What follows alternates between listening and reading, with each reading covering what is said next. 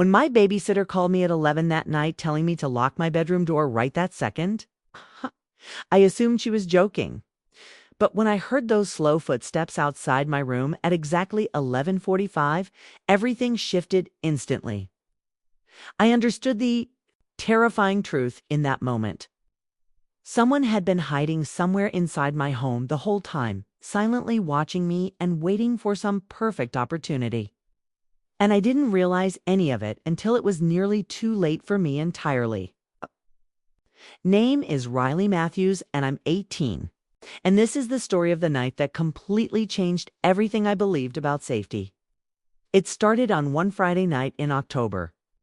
My parents had to drive for long hours away to attend my grandmother's unexpected funeral ceremony. Had passed suddenly, and my mother was heartbroken in every possible way and barely functioning. They left around 5 that evening and wouldn't return until Saturday afternoon. That meant I'd be alone in our house overnight for the very first time in life. Now I'm 18 now, technically an adult.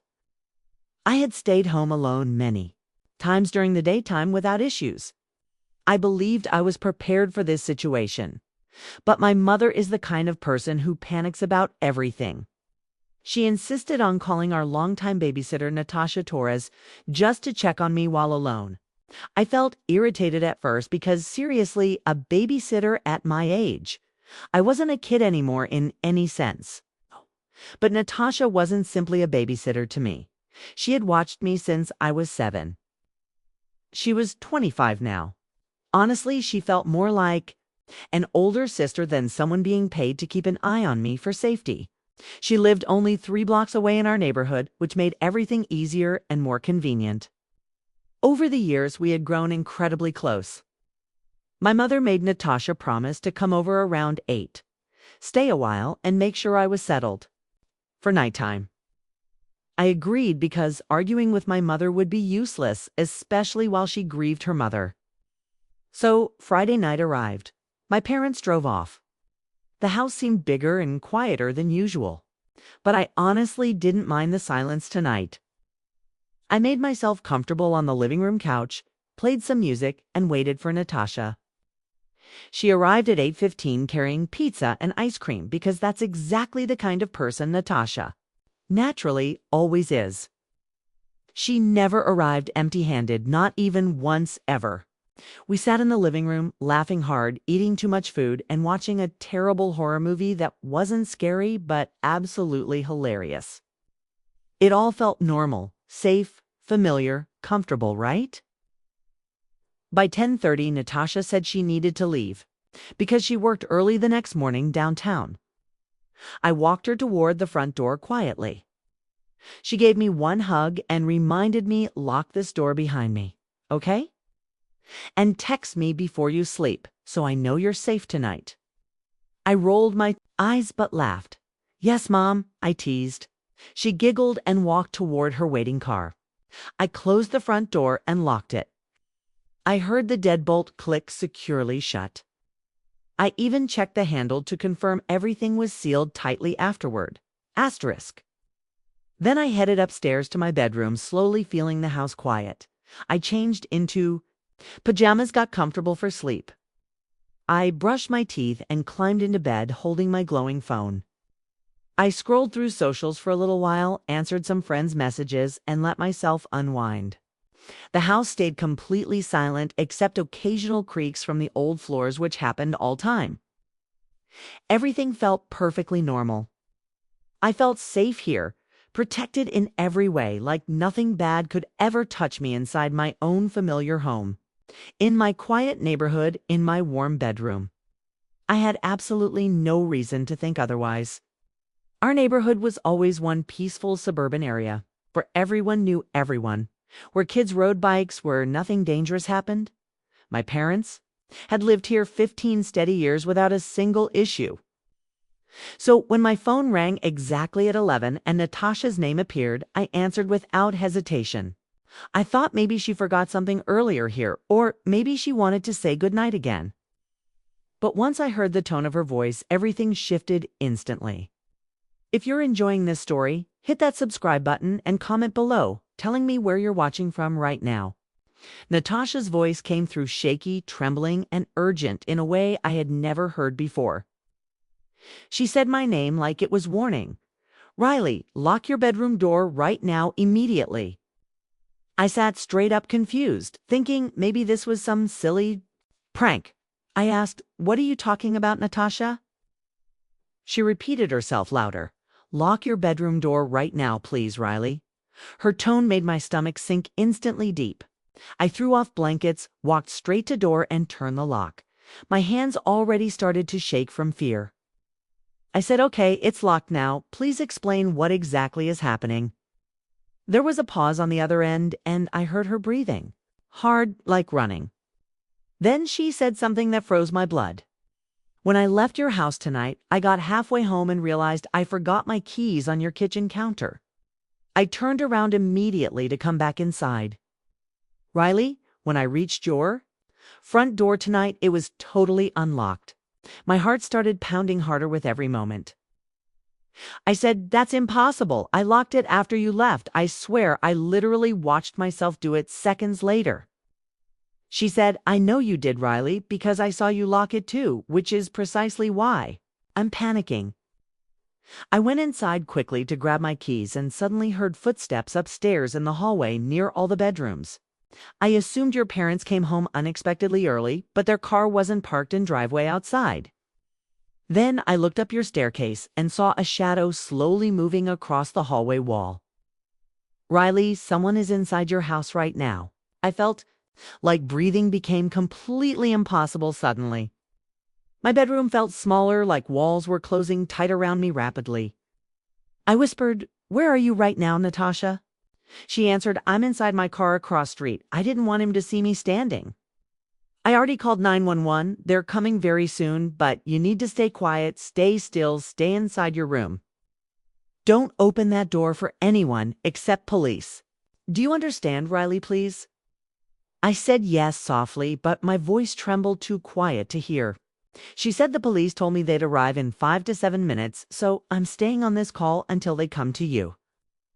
Just stay calm, Riley, and stay completely quiet. I sat down again, clutching my phone tight until my knuckles whitened. Heard Natasha breathing on the other line, and somehow it helped me feel slightly calmer. But then I listened, really listened to sounds inside my whole house. At first, there was nothing but heavy silence, the kind that makes your ringing ears ache. I strained to hear anything that might prove Natasha had been wrong or maybe imagined something. But then, exactly 11:45, I heard them clearly. Footsteps slow and deliberate, someone walking with care, trying not to make noise, but not succeeding. They were moving closer down the hallway toward my closed bedroom door. I pressed my hand over my shaking mouth to avoid any sound. The footsteps came closer, closer, until they stopped right outside my door. I stared at Handle, watching it like bomb ready to explode immediately.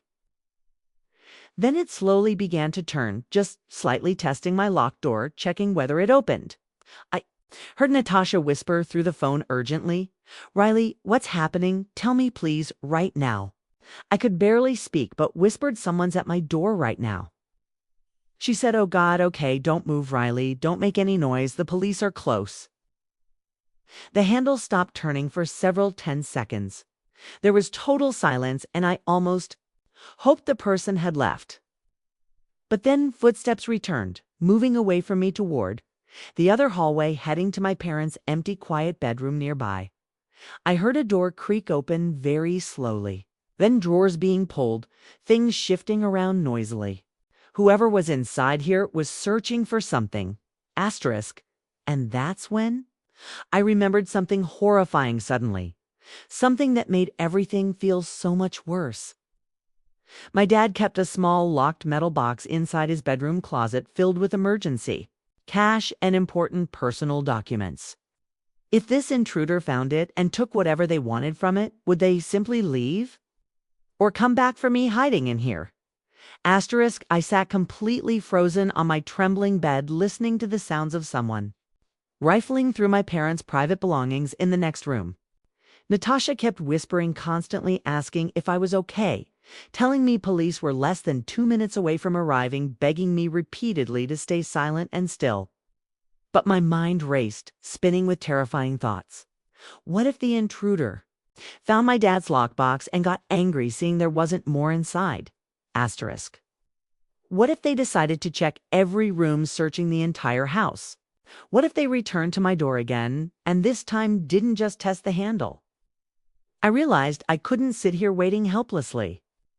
I needed to do something, anything, to help myself survive this situation. That's when I remembered my bedroom. Window faced the front of house. If I got there, maybe I could signal Natasha and show exactly where the intruder was. Maybe that information could help the police more when they finally arrived. I told Natasha quietly what I was thinking, and she immediately said, "No, Riley, stay put, don't move, don't risk anything, please stay safe." But I was already moving across my room, creeping carefully and slowly, avoiding all floor spots near my bed that I knew creaked loudly. Every step felt painfully slow, like time stretching. My heart was beating so loud I feared the intruder could hear it through the walls. Reached my window carefully, lifting it open just a few inches. Cool October air rushed onto my frightened face. Could see Natasha's car parked across street's headlights completely turned off. I barely made out her silhouette in seat, sitting motionless while watching. I looked around rooms, searching for something useful, something I could use to signal toward her.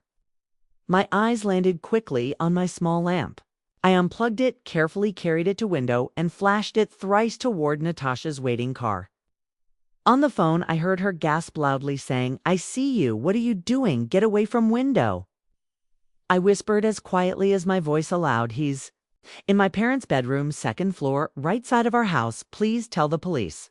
I saw Natasha's shadow shift forward, like texting or calling them quickly with the new information. For one short moment, I felt maybe I'd done something truly helpful, something actually intelligent now. But then everything changed. The noises from parents' rooms suddenly stopped completely. Total silence filled everything. And in that silence, I realized instantly I'd made a terrible mistake. Opening my window made a soft sliding sound, not loud but enough in a silent house for noise to travel. The intruder had heard me from the bedroom. Before I could move away from my window, I heard footsteps again. But this time they weren't slow or cautious. They were fast pounding, almost running straight back down the long hallway, heading directly toward my bedroom like a threat. I dropped the lamp, scrambling back to bed, my whole body shaking. Natasha was saying something panic-filling. Her voice, but I couldn't process anything she was saying. All I could hear were those heavy footsteps getting closer and closer until they stopped outside my bedroom door again. Then came 3 knocks, slow, deliberate, methodical knocks. Each one felt like a hammer in chest. No one said anything, just those quiet knocks hanging in heavy air, feeling like a threat. I pulled my knees up tightly to chest, wrapping arms around them, trying to make myself as small as possible. Natasha was almost yelling through my shaking phone, "Riley, answer me now. What is happening, please? The police are turning onto your street." Now, I managed to whisper, "He's at my door again. He knocked once." She said, 30 seconds, Riley, there. 30 seconds away. Just hold on." But then the person standing outside my door did something far worse. Something that froze me completely. To my bones. He spoke through door. His voice was calm, steady, controlled, and terrifying because of how normal and casual it sounded. He said, "I know you're in there, Riley. I know you called someone, but here's what you truly don't know." And then he said something that made me realize this wasn't random. This wasn't a break-in. This was personal, planned, and I had been in danger long before this horrible, terrifying night. The man's voice continued through my locked door, each sickening word making my skin crawl violently. He said, "I've been inside your house before, Riley, many different times. I know every inch of this entire place. I know you hide your diary safely under your soft mattress nightly. I know you drink orange juice straight from the carton when alone.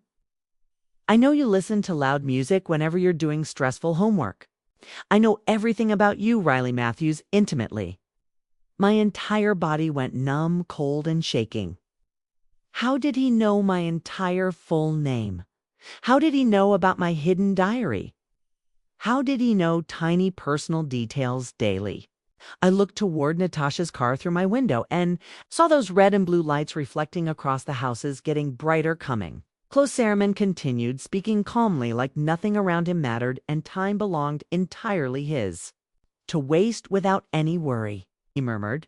Your babysitter misplaced her house keys again tonight, right? She's always this careless. But I already understood she would absolutely forget them. I've observed this place carefully for nearly 3 entire weeks, studying everyone's daily patterns. Learned every repeated routine, memorized each predictable mistake. I knew your parents planned to leave town this weekend for your grandmother's funeral trip. I knew you'd stay home completely alone inside this house. I knew Natasha would return eventually for those keys, because she always forgets something. That exact moment, I slipped quietly inside through your back door as she walked away, heading toward her waiting car. All the pieces connected suddenly inside my mind like lightning. My stomach twisted with dread. He had watched our movements, studied us like a hunter, planned everything over long weeks. He knew my grandmother died. He knew our weekly schedules. He entered our home before, touching belongings while we slept, learning about us unnoticed, and we never realized anything. The sirens grew louder now, close enough to vibrate windows clear through my trembling room. His voice shifted, instantly colder, becoming sharp, urgent, furious. He hissed, "You got lucky tonight, Riley. Natasha got lucky. But this isn't finished. Yet, I know your daily school. I know your third period chemistry class on Tuesdays and Thursdays without ever missing. I know you always park behind the gym every morning. I know your Saturday coffee stop where you always go. I know your entire life, and I'll be watching constantly."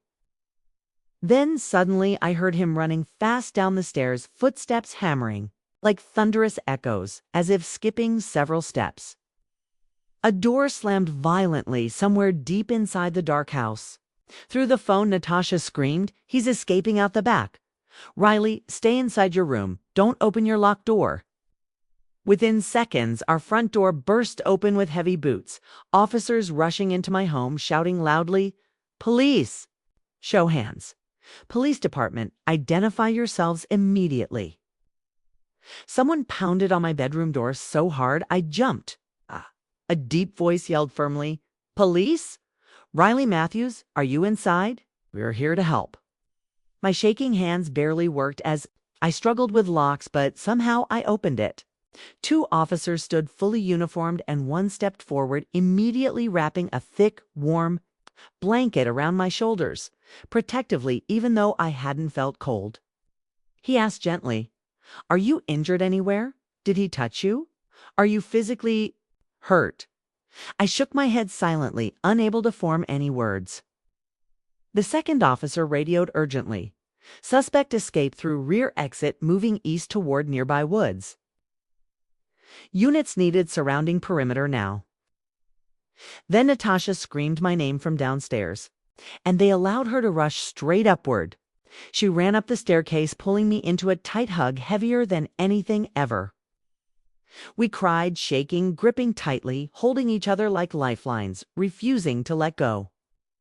She repeated over and over, "I'm so sorry, Riley. I should have stayed. Here, this entire situation feels like my fault completely." But none of it was her fault whatsoever. A female officer gently separated us and guided me downstairs into the living room area where more officers searched thoroughly with bright flashlights and cameras.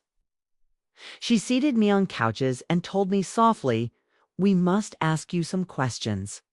Then she said something terrifying that made my stomach sink. "We found clear evidence showing he entered your home multiple times before tonight's incident occurred. We need your help identifying anything else he might changed." Police spent for long hours examining every inch possible inside our house that night. What they uncovered horrified me. They discovered that this man entered our home at least 7 separate times these weeks. Always when we were gone or deeply asleep at night. He moved tiny, subtle things, changes so minor we overlooked. A picture frame slightly crooked, kitchen, chair repositioned differently, books rearranged on shelves quietly. But the worst discovery found was hidden inside my phone. Asterisk. The detective guided me gently and explained everything carefully.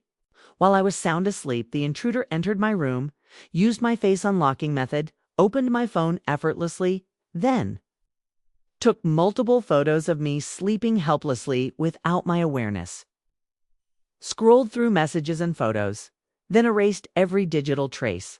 They managed to recover fragments, some deleted files restored partially. Seeing myself asleep, vulnerable, captured like that, violated me in ways impossible to describe. He'd stood directly above me, watching, silently, observing my breathing, studying my unconscious movements closely, and I had no idea he was there. Police searched the backyard thoroughly using trained dogs and flashlights. About 50 feet deep into the woods behind our property line area, they located a hidden campsite concealed behind dense bushes. There was one small tent, a worn-out sleeping bag, binoculars, positioned for surveillance, and 3 handwritten notebooks filled with pages of disturbing notes about every detail of my family's daily life.